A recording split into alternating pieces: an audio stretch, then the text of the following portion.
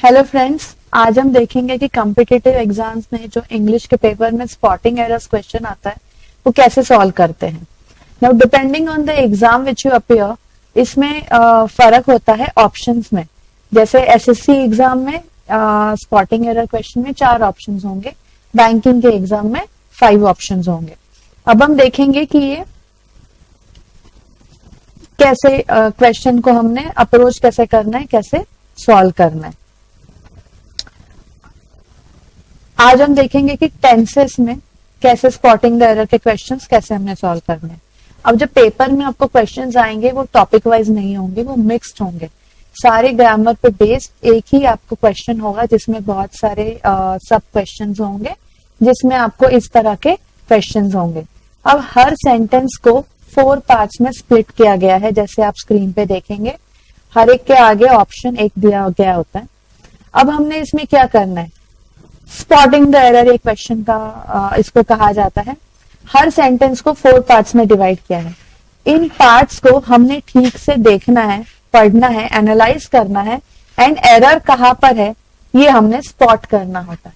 हमने इसमें एरर को रेक्टिफाई नहीं करना है, हमने इसमें सिर्फ एरर किस पार्ट में है ये देख के उस क्वेश्चन के आगे जहां पे एरर जो पार्ट होता है वो ऑप्शन लिखना है।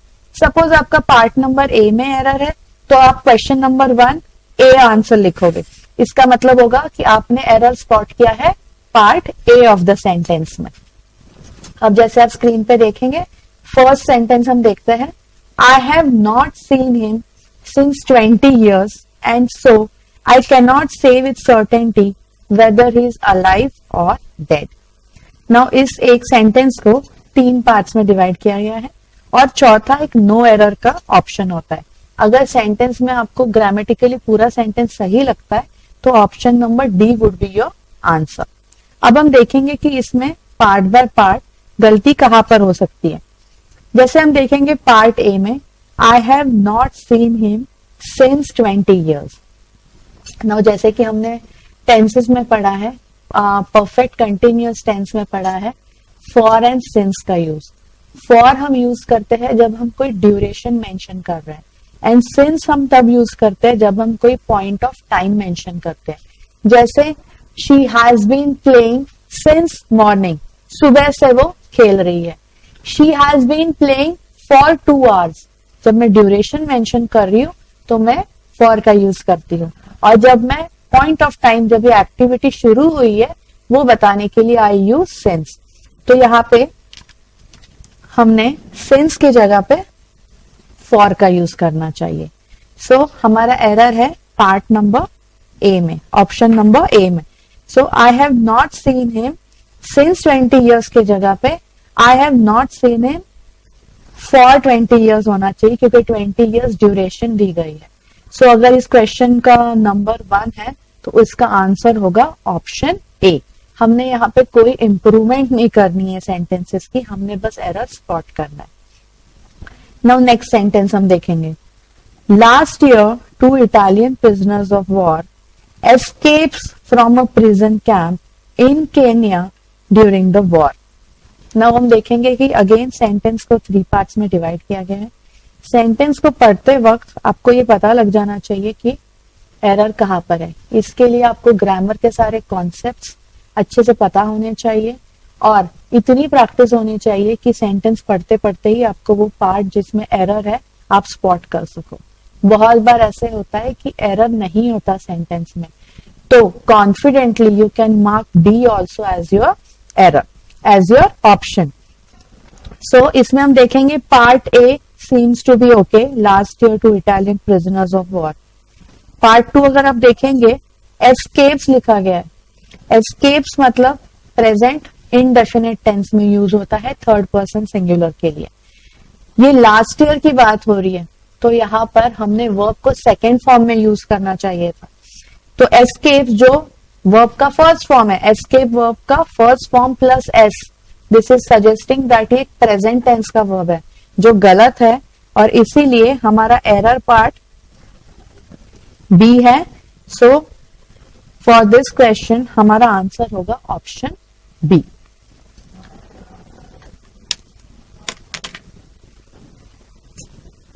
नेक्स्ट सेंटेंस हम देखेंगे स्क्रीन पे। Mother said son you have finished your homework.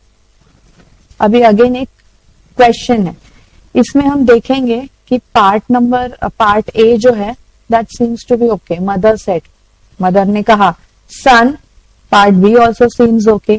सी अगर हम देखेंगे you have finished your homework और उसके बाद एक क्वेश्चन मार्क है। अब क्वेश्चन मार्क है तो इसका मतलब है मदर ने सन से कोई क्वेश्चन पूछा है। अब क्वेश्चन पूछते वक्त हमें जो हेल्पिंग वर्ब होगा वो प्रोनाउन से पहले आना चाहिए। इस केस में प्रोनाउन है हमारा यू और जो हैव है वो उससे पहले होना चाहिए, तब भी वो एक क्वेश्चन की तरह साउंड करेगा। इसीलिए son have you finished your homework would be a correct question. So इस केस में option C would be our answer, क्योंकि हैव हमारा इधर और यू उसके बाद होना चाहिए। So the correct form would be mother said son have you finished your homework, तो ये एक प्रॉपर क्वेश्चन की तरह साउंड करेगा। सो यहाँ पर एरर है ऑप्शन नंबर सी। सो इस क्वेश्चन का हमारा आंसर होगा ऑप्शन सी। व्हेन, अब नेक्स्ट सेंटेंस हम देखेंगे। When he did not find his cook in the kitchen he asked his wife where had he gone. Now जैसे हमने ऊपर के सेंटेंस में देखा कि जब क्वेश्चन मार्क था और स्टेटमेंट की तरह प्रेजेंट किया गया था, अब यहाँ पे ये एक स्टेटमेंट है क्योंकि इसके पीछे कोई बाद में क्वेश्चन मार्क यूज नहीं है। तो दिस इज अ स्टेटमेंट कि जब उसने अपने कुक को किचन में नहीं देखा तो उसने अपने वाइफ से पूछा कि कुक कहाँ गया है। ये हमें एक स्टेटमेंट की तरह प्रेजेंट करना है, इसीलिए हम ही को यहाँ पर हैड के साथ उसकी पोजीशन इंटरचेंज करते हुए सेंटेंस को करेंगे। When he did not find his cook in the kitchen, he asked his wife where he had gone. वो कहा गया है। So this is the correct form of a statement now.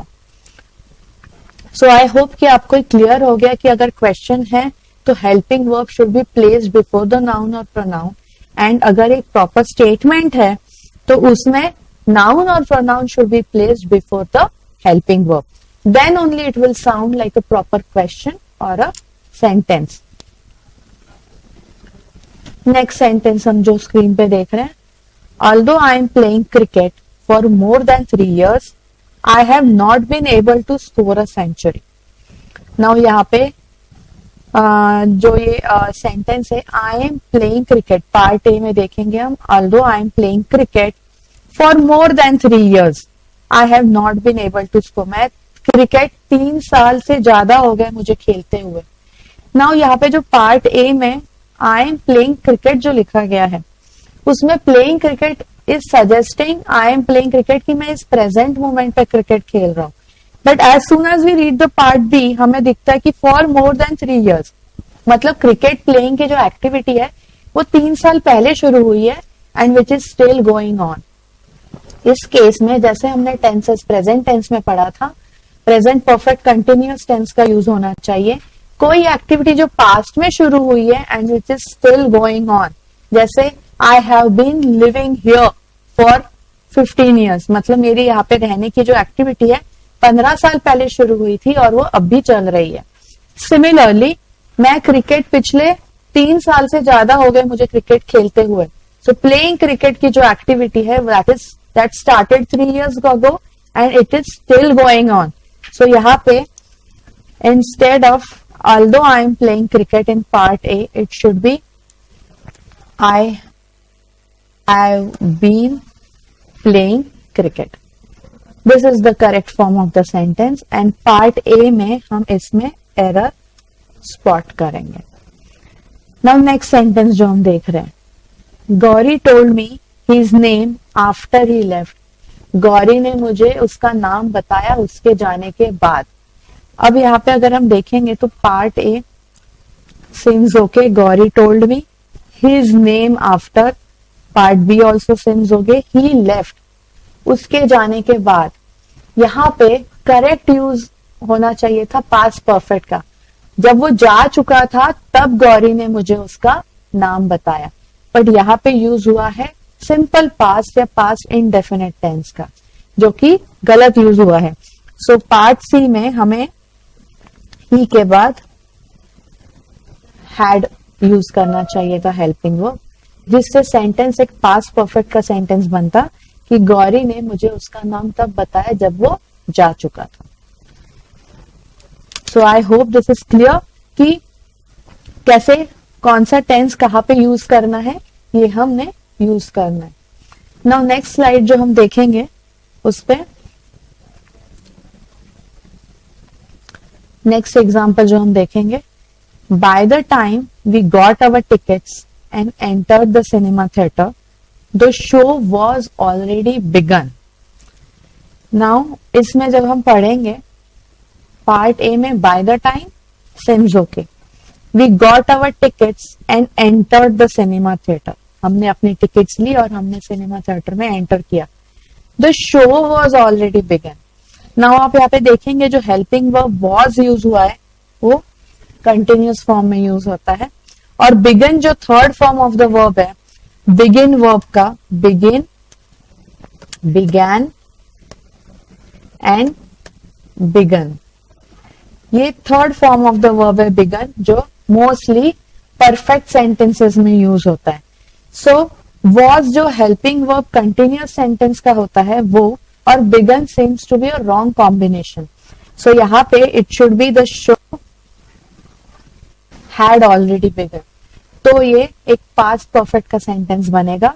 Bye the time we got our tickets and entered the cinema theatre, जब तक हमने अपनी tickets ली और हम सिनेमा थिएटर एंटर हुए तब तक शो शुरू हो चुका था।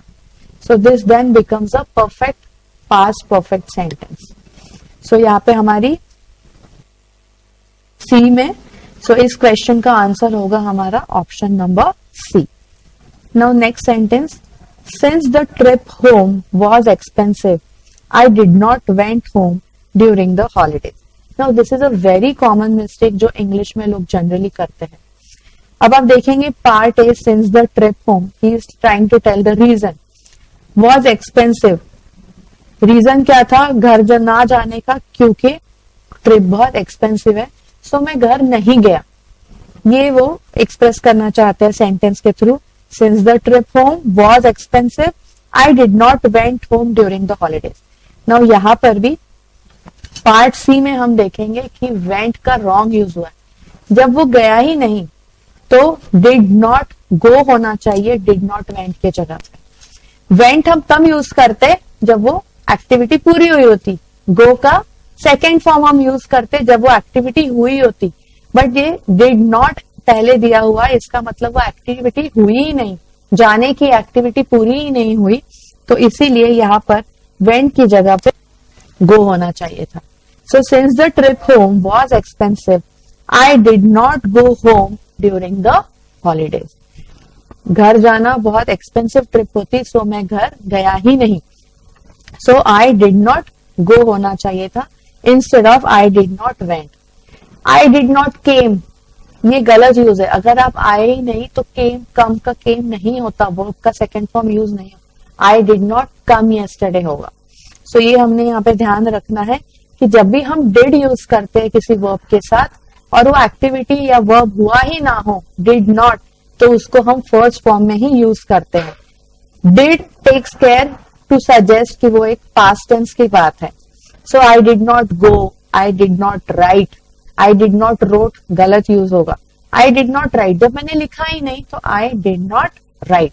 आई did not go, I did not call is the right use of the verbs or action words with did.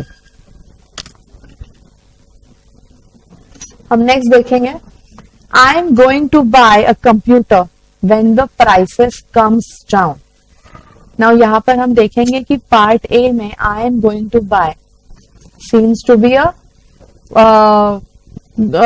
okay, it grammatically it seems to be okay. Part B हम देखेंगे a computer, वो भी ठीक है। I am going to buy part A में suggest करता है कुछ फ्यूचर की बात हो रही है, मैं लेने वाला हूं, या हम कुछ प्लानिंग हो रही है। पार्ट सी में हम देखेंगे when the prices comes down. Now यहाँ पे जो हमारा नाउन है प्राइस, वो हम प्लूरल फॉर्म में यूज कर रहे हैं, प्लूरल फॉर्म में यूज कर रहे हैं, और उसके साथ जो वर्ब यूज कर रहे हैं वो हम सिंगुलर वर्ब यूज कर रहे हैं, कम्स जो थर्ड पर्सन सिंगुलर के साथ यूज होता है। तो इधर यहां पर प्राइस होना चाहिए, when the price comes down would be a correct sentence, otherwise when the prices come down होना चाहिए, prices come down, because prices जो noun प्लूरल अगर हम यूज कर रहे हैं तो उसके साथ जो वर्ब होगा कम वो भी प्लूरल होगा, और जब हम प्राइस लिख रहे हैं तो वो एक सिंगुलर नाउन हम यूज कर रहे हैं उसके साथ कम्स सही यूज होगा। सो इस क्वेश्चन का भी आंसर होगा हमारा ऑप्शन सी। नाउ जो नेक्स्ट सेंटेंस हम स्क्रीन पे देख रहे हैं, I wish I have learned swimming when I was young, इसमें part A again seems to be okay, part B I have learned swimming थोड़ी गड़बड़ लगती है, part C when I was young, ये हम पास्ट की बात करें कि जब मैं यंग था तब भी मैंने स्विमिंग सीख लेनी चाहिए थी, वो एक्टिविटी पूरी हो जानी चाहिए कि कौन सी एक्टिविटी, स्विमिंग सीखने की एक्टिविटी खत्म होनी चाहिए थी। जैसे हम पार्ट बी में देख रहे हैं कि आई हैव, अब जैसे हैज, हैव, हैड के साथ third form of the verb use होता है, तो वो हैव के साथ third form of the verb learn तो सही यूज हुआ है, बट ये पास्ट टेंस की बात है, इसीलिए हमें यहाँ पे हैव की जगह पे हैड यूज करना चाहिए था, then it would have been a correct sentence. I wish I had learn swimming when I was young, मैं विश करता हूं कि अगर जब मैं यंग था तब भी मैंने स्विमिंग सीख लेनी चाहिए थी। So this is a past perfect sentence. So जिसमें पार्ट बी में हमारा एरर है, हेल्पिंग वर्ब हैव की जगह पे हैड यूज होना चाहिए क्योंकि ये पास्ट का सेंटेंस है। अगर प्रेजेंट के बारे में हम बात करते तो have would have been correct, but past की बात है क्योंकि पार्ट सी में ये सजेस्ट हो रहा है व्हेन आई वाज यंग, तो इससे हमें पता लगता है कि ये पास्ट का सेंटेंस है और इसमें past perfect helping verb had use होना चाहिए था। So friends, this was all about spotting errors in tenses. Tenses में एरर्स कैसे स्पॉट करने हैं, इसके लिए बहुत जरूरी है कि आपको टेंसेस के कॉन्सेप्ट्स बहुत क्लियर होने चाहिए। हम 12 टेंसेस सीखते हैं टेंसेस की, जब हम ग्रामर पढ़ते हैं तो ये सारे 12 टेंसेस को अपनी याद नहीं करना है, इसके रूल्स को, इनको अच्छे से समझना है, इनके कॉन्सेप्ट्स को अच्छे से याद रखना है, तब भी जब हम स्पॉटिंग द एरर जैसे दूसरे सेंटेंस इंप्रूवमेंट क्वेश्चन जब सॉल्व करेंगे तो ये हमें ग्रामर के कॉन्सेप्ट्स हेल्प करेंगे। अब जब भी हम ये कोई इतनी प्रैक्टिस हमने करनी है ये स्पॉटिंग एरर्स या सेंटेंस इंप्रूवमेंट की, कि सेंटेंस एक बार पढ़ते हुए ही हमें पता लग जाना चाहिए कि कौन से पार्ट में एरर है और वही हमारा ऑप्शन आंसर होगा।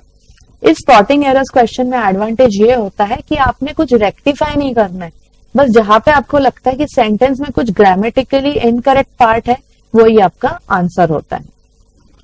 सो आई होप फ्रेंड्स कि ये जो हमारा सेशन था टेंसेस पे जो हमने एक्सरसाइज सॉल्व की, that was beneficial to you. Thank you so much.